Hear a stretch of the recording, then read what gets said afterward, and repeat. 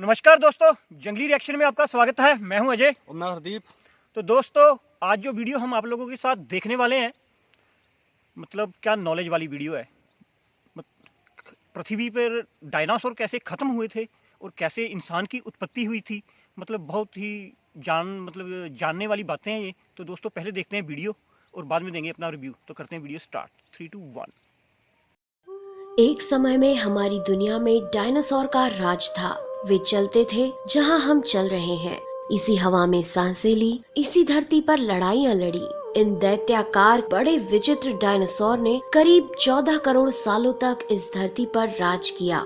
इन dinosaur की कई हजार प्रजातियां थी। इनमें से कुछ शाकाहारी थे, कुछ मांसाहारी, तो कुछ डायनासोर बहुत ही शांत स्वभाव के थे। वहीं कुछ डायनासोर बहुत ही हिंसक और खतरनाक थे।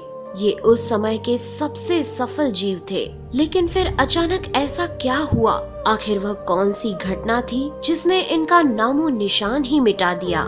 इसे जानने के लिए हमें करोड़ों साल पीछे जाना होगा और डायनासोर्स के उस अंतिम दिन को करीब से देखना होगा। तो आइए चलते हैं आज से 65 मिलियन साल यानी कि 6 करोड़ 50 लाख साल पीछे। आज से करीब 6.5 करोड़ साल पहले धरती पर मौसम सामान्य था। चारों ओर सूरज की रोशनी बिखरी हुई थी। लंबे लंबे पेड़ों से टकराती समुद्र की ठंडी हवाएं और चारों तरफ डायनासोर के चिल्लाने चिंघाड़ने की आवाजें। जब ये सारी डायनासोर प्रजाति बड़े ही आराम से धरती पर अपना जीवन बिता रही थी, तब 10 करोड़ साल पहले ही इनकी किस्मत लिखी जा चुकी थी। 10 करोड़ साल पहले एक छोटा एस्ट्रॉइड का टुकड़ा जो सुदूर अंतरिक्ष से आ रहा था, वह पृथ्वी से लगभग 20 करोड़ मील दूर मंगल और बृहस्पति के बीच बने क्षुद्र ग्रह बेल्ट में घूम रहे एक बड़े एस्ट्रॉइड से जा टकराता है। इस टकराव से उस बड़े एस्ट्रॉइड की दिशा बदल जाती है और वह क्षुद्र ग्रह बेल्ट से निकलकर सीधे पृथ्वी की ओर 22,000 मील प्रति घंटे की रफ्तार से बढ़ने लगता है। जब यह एस्ट्रॉइड पृथ्वी से 3,84,000 किलोमीटर की दूरी पर था, तब धरती से शायद डायनासोर का अंत ना होता यदि यह एस्ट्रॉइड पृथ्वी के उपग्रह चांद से टकराता। लेकिन नियति को कुछ और ही मंजूर था, इसलिए ये बड़ा एस्ट्रॉइड चांद के बहुत नजदीक से गुजर गया।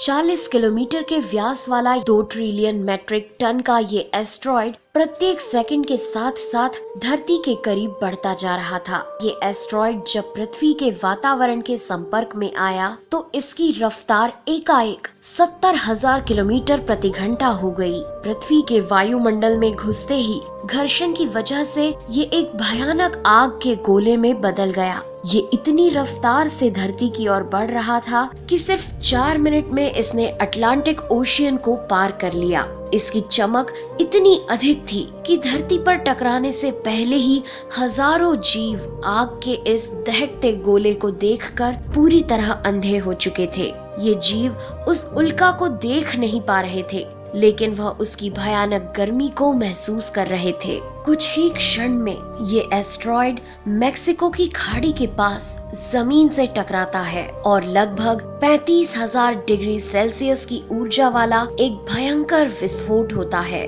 इस टकराव का विस्फोट लगभग 10 हाइड्रोजन बम के विस्फोट के बराबर था। ये विस्फोट इतना शक्तिशाली था कि इसके टकराते ही धरती की लाखों टन धातु अंतरिक्ष में चली गई। टकराव वाली जगह पर 180 किलोमीटर चौड़ा और 20 किलोमीटर गहरा गड्ढा बन गया। विस्फोट के कारण इस गड्ढे का सारा मेटल और पत्थर आसमान में धूल के बड़े बादल में बदल गए।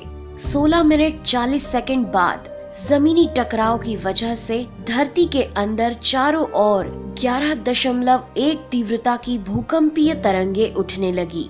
इस वजह से समुद्र में विशालकाय लहरों का निर्माण हुआ और एक के बाद एक सुनामी की लहरें चारों तरफ बढ़ने लगी। भूकंपीय तरंगों ने सभी सक्रिय ज्वालामुखियों को दहका दिया, जिसके कारण जगह जगह डायनासोर का विनाश शुरू हो गया। धरती के महाविनाश की प्रक्रिया आरंभ हो चुकी थी। इस भयानक विस्फोट में रेडिएशन की मात्रा इतनी बढ़ गई कि इसके 800 किलोमीटर के दायरे में आने वाले सभी जीव जलकर पूरी तरह राख के ढेर में बदल गए थे। इस महाविनाश में उड़ने वाले डायनासोर इन जमीनी खतरों से तो बच निकले, लेकिन ये तो महाप्रलय की बस शुरुआत मात्र थी। विस्फोट की वजह से जो लाखों टन मेटल, पत्थर और धूल अंतरिक्ष में गया था, वह ग्रेविटेशनल पुल के कारण ठीक 40 मिनट बाद आग के गोले के रूप में पूरी धरती पर बरसने लगे। साथ ही धूल का एक बहुत बड़ा तूफान 6000 किलोमीटर प्रति घंटे की रफ्तार से पृथ्वी के दूसरी तरफ मौत लेकर आ रहा था। ये धूल के बादल कई किलोमीटर मोटे थे, जिसकी वजह से धरती पर सूरज की रोशनी का पहुंच पाना असंभव हो गया। गर्म हवाओं का तापमान 100 डिग्री सेल्सियस से ज्यादा हो जाने के कारण धरती पर पेड़ पौधों की लगभग सारी आबादी जलकर खाक हो गई थी। विस्फोट के 90 मिनट बाद धरती का तापमान 200 डिग्री सेल्सियस तक बढ़ गया। इसकी वजह से जो डायनासोर विस्फोट के इलाके से कोसों मील दूर थे, वे भी इस गर्मी से बच नहीं पाए। इस महाप्रलय से धरती की कुल 90% प्रजाति पूरी तरह खत्म हो गई थी और जो 10% जीव धरती पर बच गए थे, उनमें से भी सिर्फ वही जीव जिंदा रह सके जिनका वजन 30 किलोग्राम से कम था। इसका कारण ये था कि इस महाप्रलय में लाखों की संख्या में जीव मारे जा चुके थे और पेड़ पौधों की सारी आबादी भी जलकर राख हो चुकी थी, जिसके चलते यहाँ जो बड़े और विशालकाय जीव जीवित बच गए थे, उन्हें भरपूर मात्रा में खाना पीना ना मिल सका। लेकिन ये महाप्रलय किसी अन्य जीव के लिए फायदेमंद साबित होने वाला था। धरती पर डायनासोर का अंत एक छोटी प्रजाति के लिए सुनहरा अवसर लेकर आया और वह प्रजाति थी मैमल्स की। मैमल्स क्या थे, कैसे बच गए महाप्रलय से, डायनासोर के अंत के बाद इंसान कैसे और कहां से आए, ये जानेंगे हम अगले एपिसोड में। यदि आप चाहते हैं कि हम अगला वीडियो जल्द से जल्द बनाएं, तो इस वीडियो पर 2000 लाइक्स जरूर दीजिए और हमारे चैनल को सब्सक्राइब कर हमारा सपोर्ट जरूर करिए। यदि आप नए हैं तो इस चैनल पर हमारे बाकी वीडियो भी जरूर विजिट करें। साथ ही सब्सक्राइब कर नोटिफिकेशन बेल आइकन को भी जरूर दबाएं। मिलते हैं अगले एपिसोड में, तब तक के लिए नेहा आगरकर को दे इजाजत। नमस्कार। तो दोस्तों, वीडियो हो चुकी है ख़त्म। क्या बात है भाई, क्या ज़बरदस्त। और डॉक्टर साहब, मतलब देखिए आप, हमारी पृथ्वी पे क्या क्या हो रखा है, लेकिन आज हम कुछ सोचते ही नहीं इस बारे में, है ना। आजकल का इंसान जो है, मतलब अपनी भागदौड़ में अलग ही दुनिया में चला हुआ है, व्यस्त है, मतलब कोई मतलब नहीं है हमें कि हमारी पृथ्वी पे क्या क्या हो रखा है ना। लेकिन ये कितनी नॉलेज वाली बातें हैं कि आज से 6.5 करोड़ साल पहले एक उल्का पिंड गिरा और 180 किलोमीटर चौड़ा खड्डा पड़ा। मैं वही सोच रहा था कि 180 किलोमीटर चौड़ा खड्डा, तो वो कितना बड़ा एस्टेरॉयड होगा। बिल्कुल 40 किलोमीटर का था शायद, मैं क्या बता रहे थे, पता नहीं, पर बताते हैं कि माउंट एवरेस्ट से भी बड़ा 40 किलोमीटर का था। 40 किलोमीटर का। हाँ।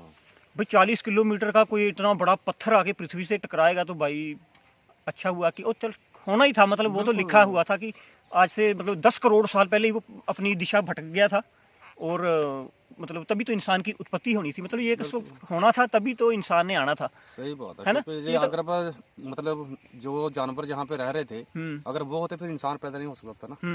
मतलब ये कुदरत का नियम है भाई, है ना, कुदरत का ही नियम है। मतलब इंसानियत को आना था इस पृथ्वी पे और मतलब वो डायनासोर को जाना था, लेकिन डायनासोर ने भी ना 16 करोड़ साल राज किया है पृथ्वी पे, है ना। मतलब 16 करोड़ साल वो रहे इस पृथ्वी पे और उसके बाद ही उनके साथ से मतलब जो भी उस वक्त हुआ था।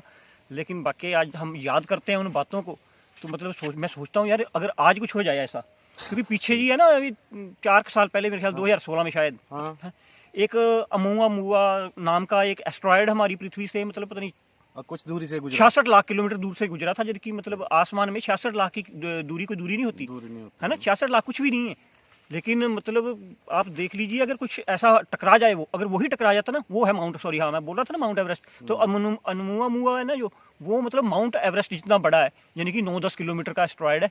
और देख लो, अगर वो हमसे टकराता है तो मतलब पब्लिक खत्म, इंसान खत्म हो जाएगा, नाश हो जाएगा भाई पृथ्वी का। लेकिन आजकल साइंटिस्टों ने थोड़ी कर ली है, इन्होंने मतलब ज़्यादा मतलब साइंस पहुंच गई है इस पे, तो मतलब अगर कोई आता है ना, तो हम उसको ब्लास्ट भी कर सकते हैं रास्ते में, मतलब नासा वाले उसको ब्लास्ट कर देंगे रास्ते में, क्योंकि ये 1-2 एक्सपेरिमेंट हुए हैं अभी, हाँ क्योंकि इन्होंने ना ये एक सबसे अभी भी एक वो पूरा फोड़ा ना इन्होंने, जहाँ पे ब्लास्ट किया जाके हाँ टकराया उससे से। प्लूटो है ना, जो प्लूटो हाँ। हमारे सौर मंडल में सबसे लास्ट का ग्रह है, और उसके पास एक मतलब एस्ट्रॉयड है, मतलब उसके जो चंद्रमा है ना, उसका एक चंद्रमा ऐसा है कि मतलब उस पर शक है वैज्ञानिकों को, और उस पर वो मेरे ख्याल से किया गया है, ये जो ब्लास्ट किया गया है ना। तो आजकल साइंस ने काफ़ी टेक्नोलॉजी मतलब भाई आ गई है, तो पहले ही पता लग जाता है, क्योंकि अब बता रहे हैं कि जो मुआ निकल के गया ना 66 लाख किलोमीटर दूर, ये मतलब अभी 7 साल बाद फिर आएगा 7 के 9 साल बाद, ऐसा ही कुछ है। तो मेरे ख्याल से अगर ये 16-17 में पहले गुजरा था तो 9 साल होने वाले होंगे, फिर 7-8 साल है मतलब आने